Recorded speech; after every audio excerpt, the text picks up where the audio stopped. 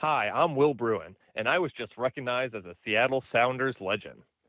Now I get to do voice reads for the Sounder at Heart podcast network. Here we go. Come on! Hey, O'Shan! Let's go! What a save by Fry! The Seattle Sounders have done it! MLS Cup winners!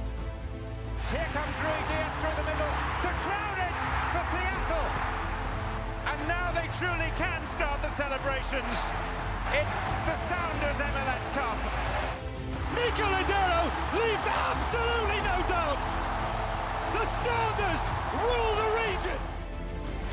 Seattle Sounders is campeón! It's gone! They're gone! Finally! This feels fucking awesome. This is a tiny dog. Nice work on your little yacht thing. And Portland can't say shit. You know, what was the thought process in terms of who you decided to use and who you didn't? Ever since Sounder at Heart wrote a commentary that we didn't take Overcome seriously.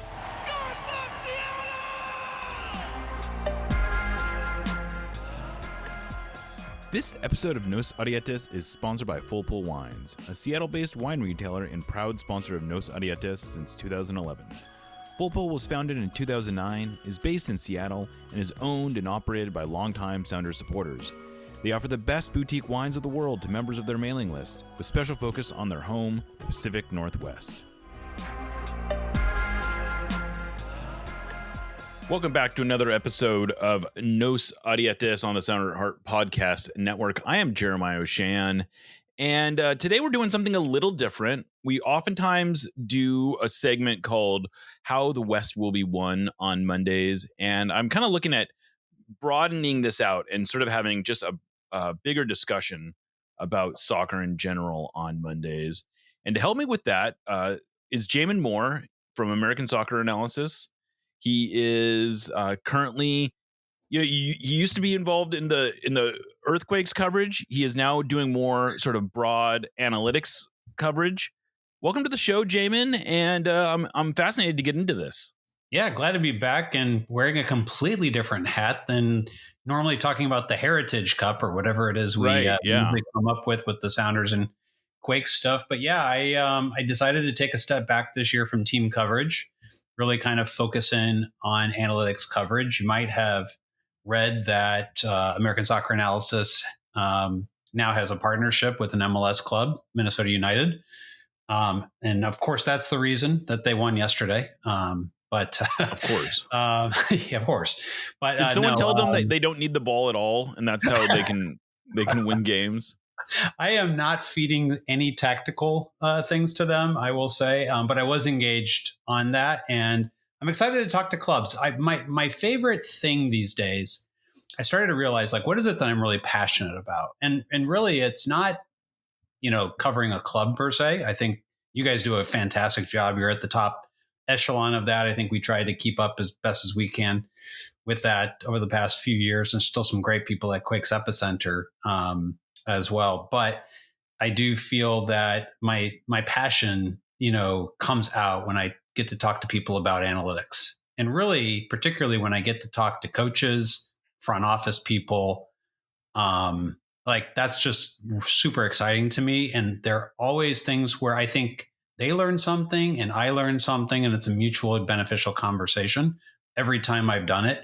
And I want to do more of that. So that's what I'm about these days. And looking forward to talking about the Sounders data profile with you. Yeah, well, so the thing that piqued my interest specifically was you've been doing these Friday stat dumps. And the thing you did this week, I thought was really interesting because it sort of got to an area of interest that I've been watching around the Sounders. And essentially what you're talking about is the defensive profile of teams, but specifically how duels and recoveries and tackles and whatever else, how those are all classified, and they aren't necessarily what we might think of. So in the broadest terms, this is, I'll just read your introductory tweet or skeet, I guess. Yeah. To the discussion. And he says, what the heck is a duel? A lot of emphasis is made by coaches, players, fans, technical analysts about the importance of winning duels, 50-50 balls, second balls. But if you ask people what a duel is, you're likely to get different answers. So that's a great introduction to this. What do you like? What do we make of this stat? Yeah. So, I mean, as you know, like I did cover the Earthquakes for a while and probably talked to, well, they've changed coaches so many times. I think I've talked to probably 5 or 6 different coaches over there.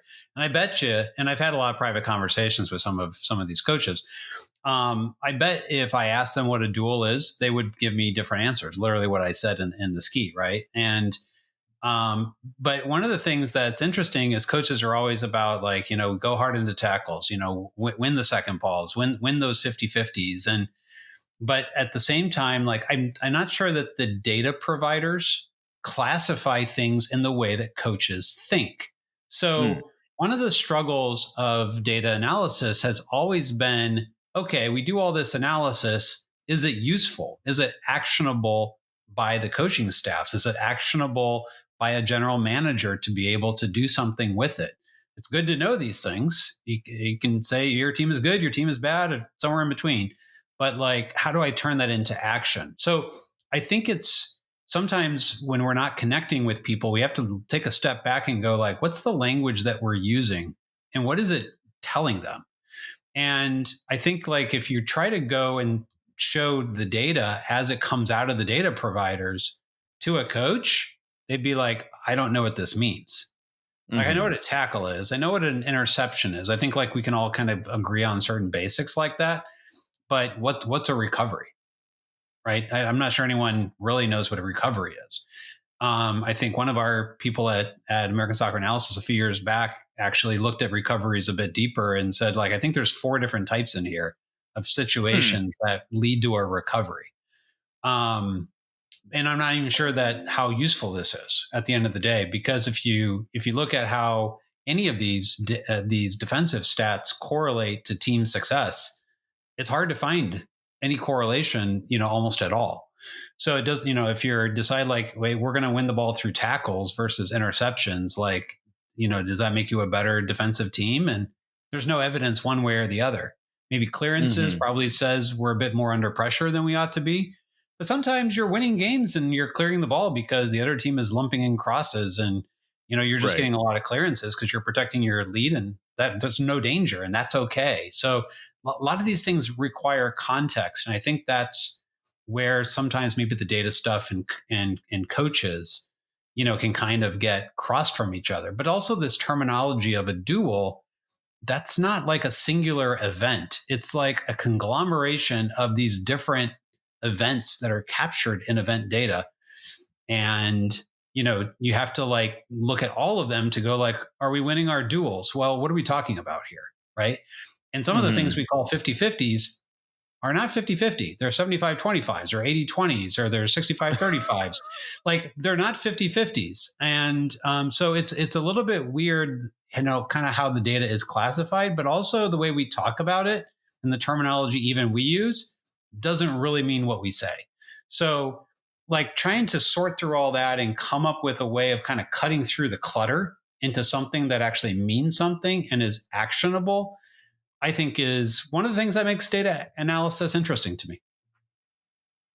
Yeah, that is super interesting. And I guess without we could probably have a whole conversation just about that stuff. Yeah. But from pulling out, what's your perception or how would you classify the Sounders as a defensive team? I've been sort of convincing myself that maybe they're actually like a pressing team right now, but I don't know. What do you think the data is telling us? The data is saying that, yeah, the Sounders are a bit more pressy than I think people think they are, which is maybe good because that means you probably can kind of sneak up in different situations and maybe catch people who don't necessarily think you're doing that. But in terms of like high turnover type attacks, and what we mean by that is take the attacking 40% of the pitch or so.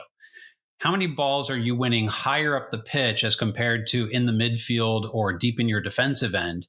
Because those are the ones that are most valuable to be able to turn into something before the other defense gets settled, right? So if you can win the ball high, everyone knows it's a shorter distance to the goal. This is an easy thing to understand, right?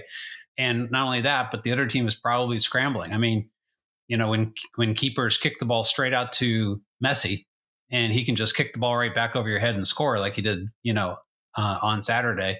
There you go. That's a high turnover, and it had immediate value. And don't kick the ball to Lionel Messi.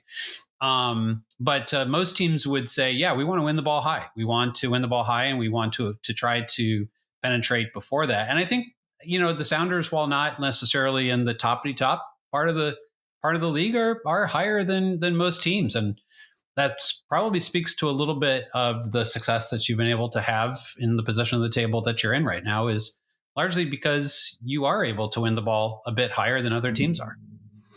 Yeah, the Sounders, one of the other stats that I've started to notice, and I don't know how widespread this is, but Sebastian Bush, who is one of your colleagues, does a week or a game by game sort of stat dump. And one of the areas, two of the areas that he tracks that I'm fascinated by are both field tilt and line of confrontation. And specifically about the line of confrontation, by best I can tell, the Sounders are like fourth or fifth highest line of confrontation. Right. What is that really telling us, do you think? Yeah, what it tells us is that, first off, I think like a lot of teams, right, you're going to try to compress your block a bit more. So your back line is going to be a bit higher. Your front line is going to be a bit higher. You are probably looking to get out into pressing trigger situations that Schmetzer thinks are going to work in a particular game against a particular opponent. Maybe looking at a particular player or two that they think they can take advantage of that might give up the ball in different situations. And whatever you set those pressing triggers at, right, you're going to try to get out to that. But let's say that a press doesn't get triggered.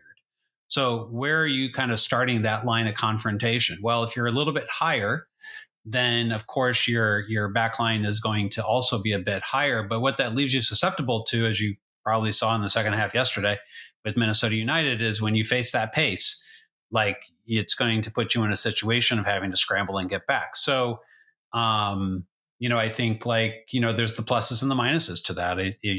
The more you can kind of compress and stay compact, the harder you are to play through.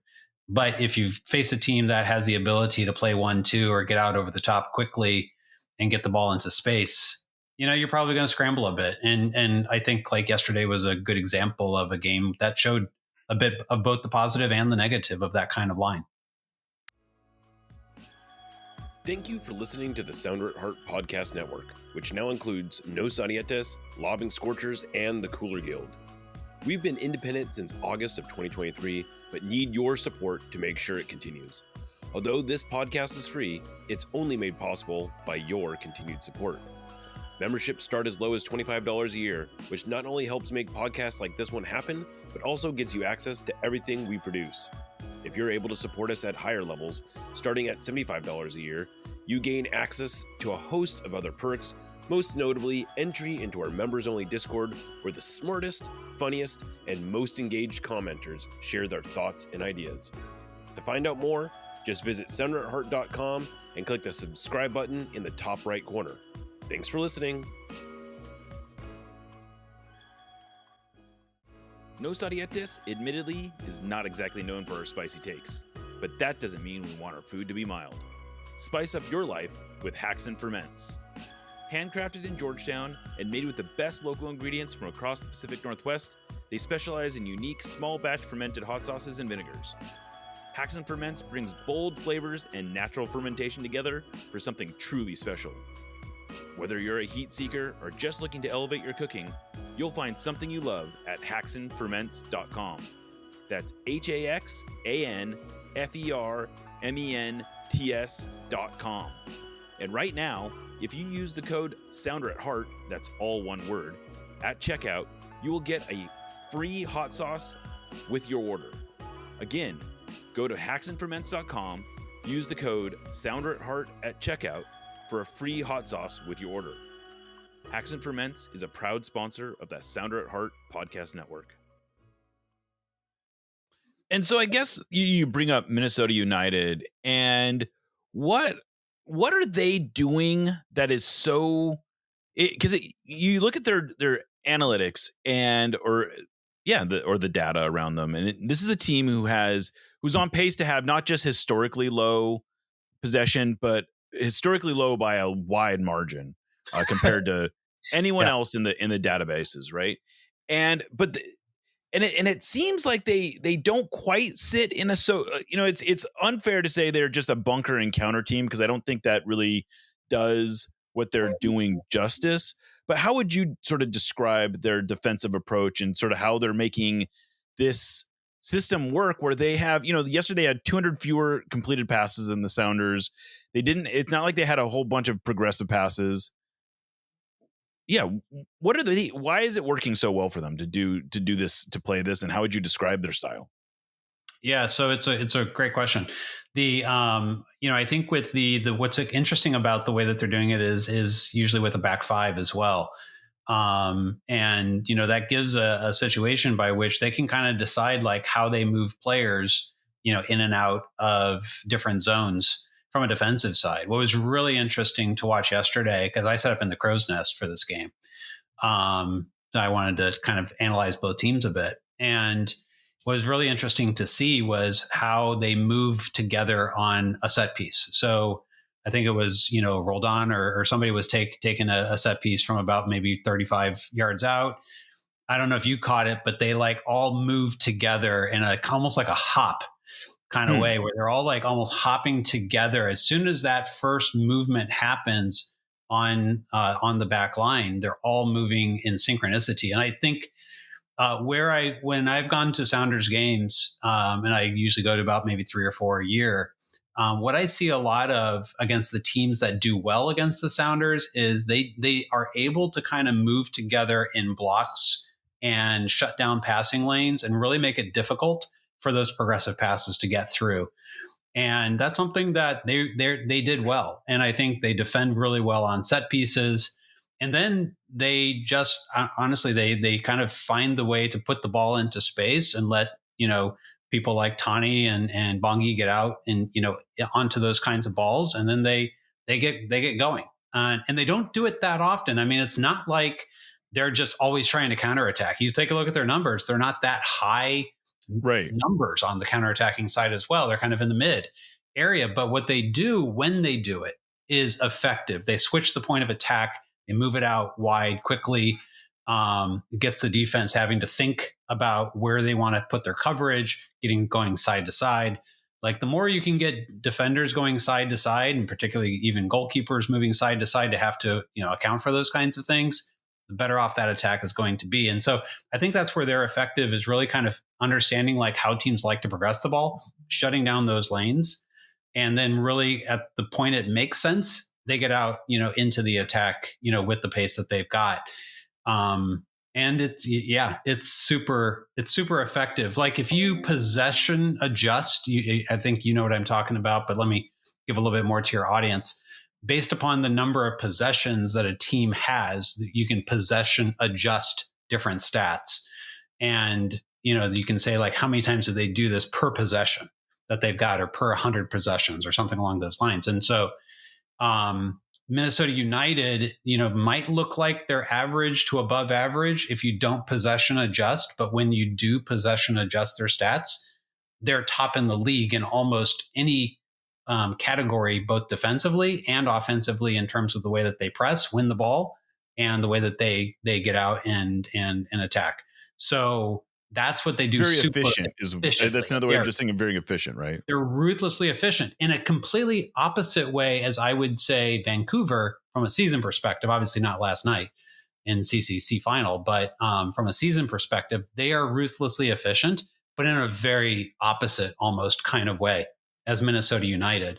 And those are two teams at the top of the West, right? That they're both very efficient. San Diego, very progressive. They're very efficient as well in terms of like when they utilize progressing the ball forward. That's what it takes to win, to be at the top of a conference in 2025 MLS. It takes being the most efficient team in some category that matters. And I think those are examples of teams that do that. Philadelphia, I would put in the same situation over in the East. They are super efficient at very specific things, and that efficiency leads to success in most situations for them. And so what do you think, if anything, do the Sounders actually do well, or is part of their problem, or I guess it's a blessing and a curse, that maybe they don't do anything super well, but they do a lot of things pretty well? That's exactly the way I would describe them. Like, if you look at almost any meaningful number, in the data, you would see that the Sounders are almost always in the top 10, sometimes right around 4, 5, 6, 7, but they're not number 1 in anything, right? Mm-hmm. And so, to your point, it's like, yeah, you're right on that border of a kind of a home field advantage team in the conference, because that's who you are. You are the 4th best at a lot of stuff, or the 5th best at a lot of stuff. And so I think that kind of describes the Sounders in a nutshell. And is that I don't know, is there one of these things that you feel like is more sustainable? Like, the Sounders have been, this is their 17th season, I believe, in MLS. They have won the Western Conference 1 time. They have finished second like 8 times. Yeah. Is this sort of like the Sounders organization in a nutshell, which is to say they're always competitive, they're always right there at the top, but in any given year, they're probably not going to be the top team. Like, their peaks and valleys are just not very different. I think what's really been good about the Sounders is I think Schmetzer has gotten a lot out of the talent that he's been given, with a little bit of like unluckiness at times that players are not at their full potential on a particular season or something like that. So, if we look back more recently into Raul Ruidiaz and the way things have kind of ended with the Sounders, like, what's in that. What Raul is capable of. He's getting high XG chances, but they're just not going in the back of the net. Or you got João Paulo, who, elite 6 in this league, but like, kind of not what he maybe has been in the past at the moment. And so it just feels like it's been difficult outside of when you won CCL, where I felt like that team at that moment had everything going right for maybe since outside of an MLS Cup, situation, maybe like for the first time that I've been to Sounders games personally. I moved up here about 4 years ago, and like everything looked right at that time. But then like different things kind of happened in terms of injuries and things like that. I remember someone got injured in that game. Was it Morris or Rhode Island? Somebody got injured. And like that kind of changed the season. João Paulo, that's what it was. And that kind of changed the season right there. Right. And, those kinds of things seem to have a bigger effect on the Sounders maybe than other teams. My son and I, like I said, were sitting in the Crow's Nest yesterday, and one of the things we were talking about is how it feels like it takes every player that comes into the organization like a year to acclimate and really kind of like ramp up. Whereas in San Jose, like, famously successful San Jose. What's that? A famously successful San Jose. A famously successful San Jose. But let's take this year's San Jose. He's pulling players from the Revolution who were doing nothing for the Revolution, sticking them in, and suddenly they're making the Earthquakes better. Like, I don't feel like that almost ever happens with the Sounders. I feel like it takes like a year for players to get going, and then like they get 2 or 3 good years, and then they kind of decline out from there. Yeah, I mean, Albert Rusnak was an example of this, of a player who took a little while to acclimate. Jesus Ferreira sort of in that same boat. I mean, it's not. I would say that's a broadly fair statement. Are there any players with the Sounders that you feel like are maybe analytic darlings, or is it the same story with the individual when you drill down into the players, that it's a lot of players who are pretty good but not elite? I would say the latter, more pretty good, not elite, or at least not showing it in terms of results at this time. So if you take a look, like your highest, shooting player, for instance, is Albert Rusnak. He's got 43 43 shots. And how many goals does he have? Seven goals. 7 goals, but his XG is 5.14. So yeah, a little bit above, right? He's 5.63 on the post shot expected goal side. So he's shooting a little bit better than expected there. And that's kind of led to 7 goals. But he's also last year, I think he was under. And so like, I want to call him an analytics darling. He might be, but if you look at like Rothrock behind him, you look at Musovski behind him, you look at De La Vega behind them, they're all a little bit under where they should be. And so I feel like you don't really have that player who is at this point just kind of pushing you into that next level of like, hey, Sounders, were you sitting in fourth today? Like, what's it gonna take to get the Sounders from fourth into second, or even be able to catch the Vancouver Whitecaps? And if you pressed me, I'm not sure who I would say it's going to make that happen right now, other than, you know, somebody gets hot at the right time. But like, I'm not sure that there's that one player that you have that's going to be like, yeah, they're going to lead this team and get this team to first place in the West. Not to undercut your argument, I will point out that Rusnak had 10 goals on 7.4 XG, and he had 7 non-penalty goals on 4.3 non-penalty XG last year. Got it. Okay, so he just doesn't do well when I go to games. I think that's right. Exactly. I think that's probably the problem. Yeah, I wasn't digging deep there, but it just didn't feel to me like he had like as strong a season as I think he's capable of.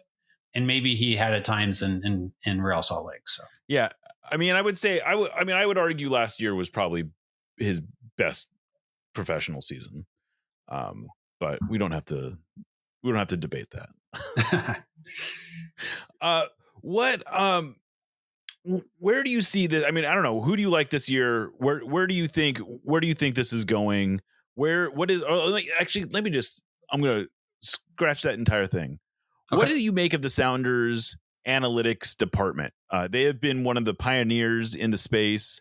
They tend to do well in the ASA grades at the end of the year in terms of like the effort or the resources that they're putting into it and the trust that they sort of put into their analytics department.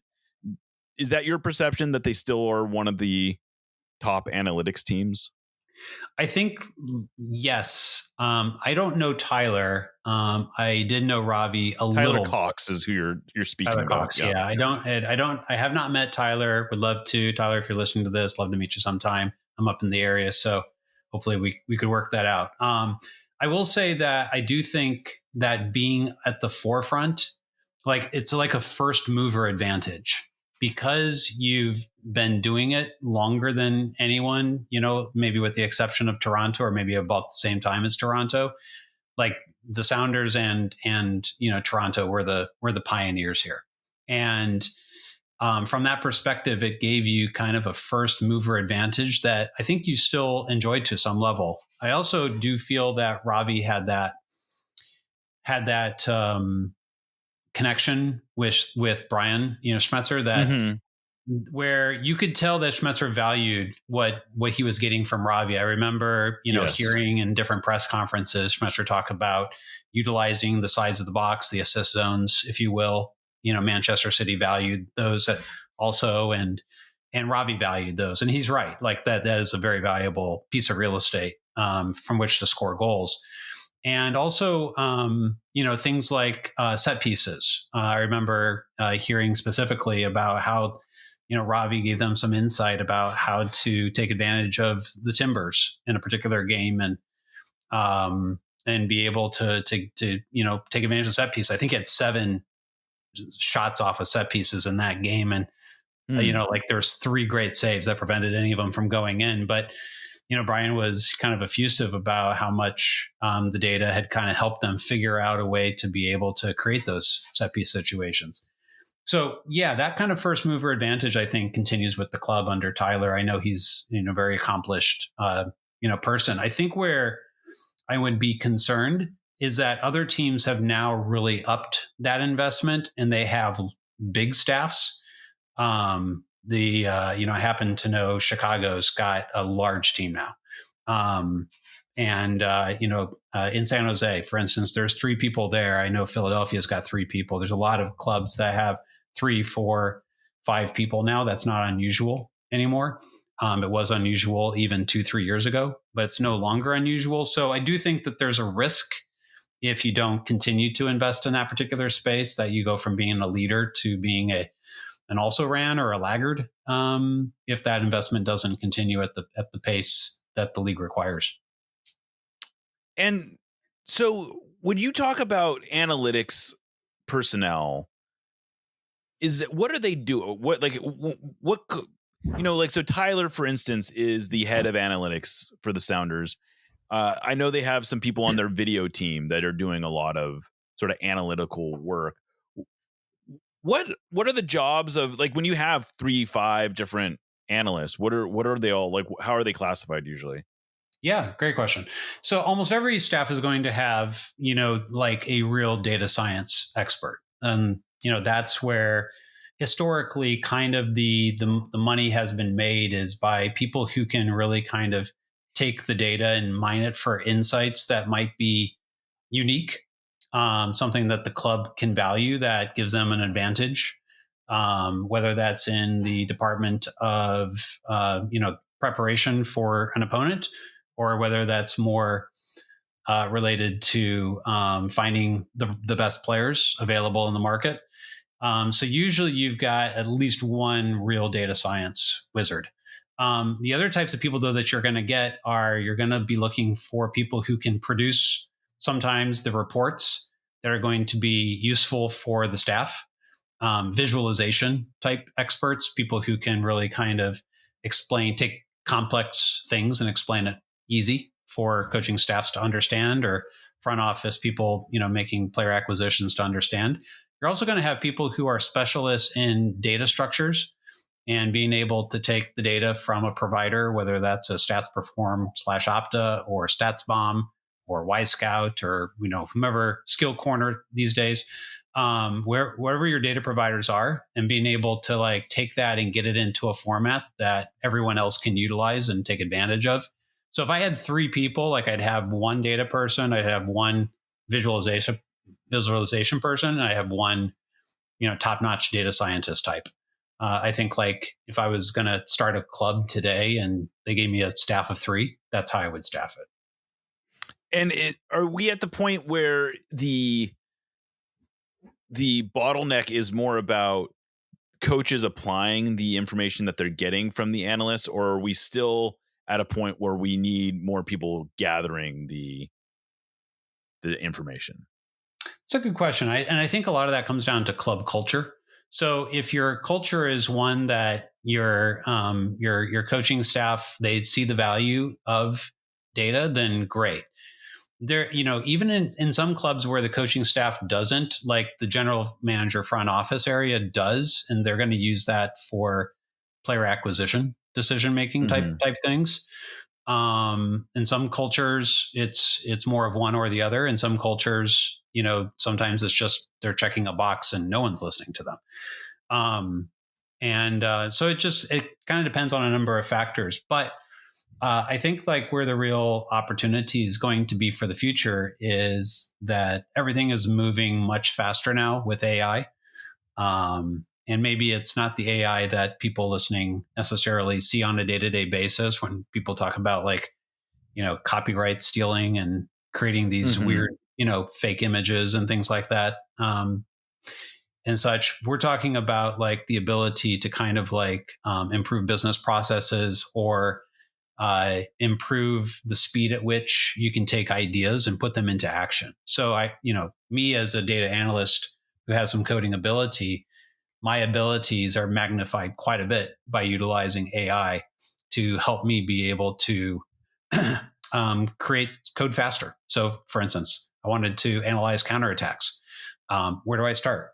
Right. I know there's data here. I don't know necessarily, what I'm going to need in order to be able to do that. Well, I can utilize AI to help me kind of figure out what the right data is, what the right data is, and how to utilize that in order to be able to analyze that faster. Well, If I'd done it on my own, could I have gotten there? Absolutely. I have the skills and ability to be able to figure it out and come up with, some pretty good analysis, but it might have taken me a week. With AI, I can probably get there in a day to 2 days.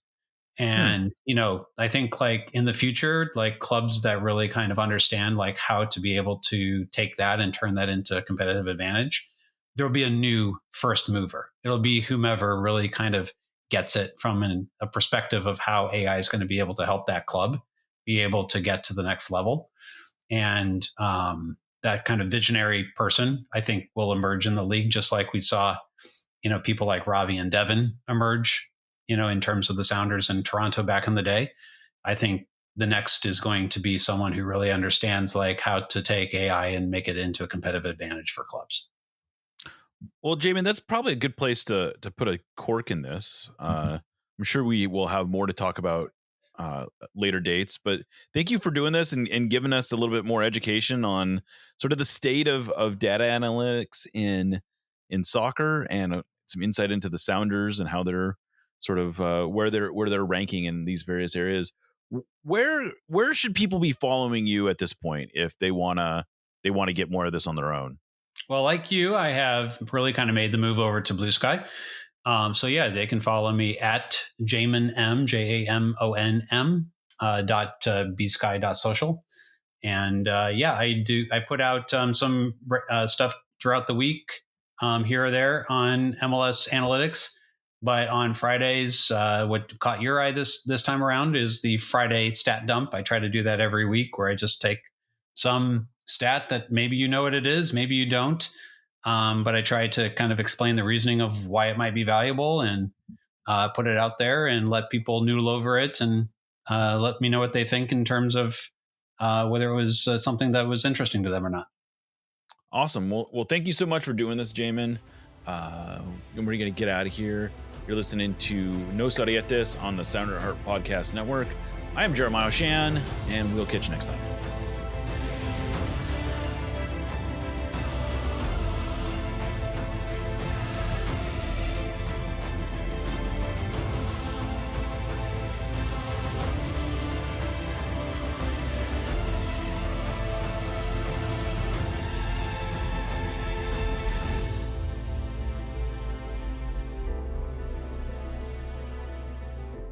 I expect a LAFC who's motivated to prove themselves at home, to prove to their fans that they're capable of winning in this league. And it's up to us to really brew in the party.